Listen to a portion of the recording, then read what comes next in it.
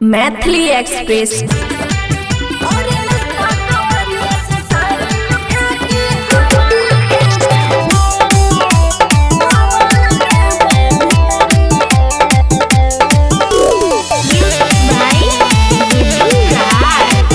खुशी recording studio बलुआहा। लागैया गर्मी ननदो कहीं अपना भैया से किन के भेजते कूलर पसीना छूटैया दहिया से। बाप रे बाप हाँ। लागैया गर्मी ननदो कहीं अपना भैया से किन के भेजते कूलर पसीना चुवैया दहिया से।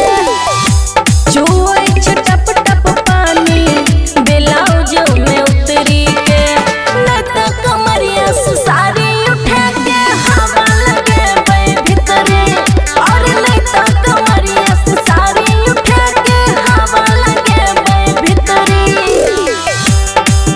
और नहीं तो कमरिया से साड़ी उठा के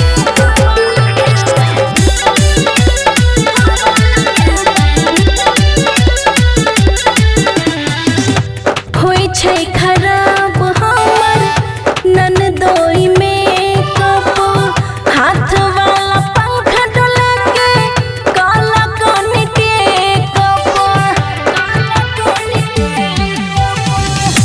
होई छै खराब हमर ननदोई में कप हाथ वाला पंखा डोला काला कोनी के कप। काछ लागल जांघ में दोनों बेच के लागूसी करी नहीं तो कमरिया से साड़ी उठा के हवा लगाबो भीतरी और नहीं तो कमरिया से साड़ी उठा के हवा लगाबो भीतरी और नहीं तो कमरिया से साड़ी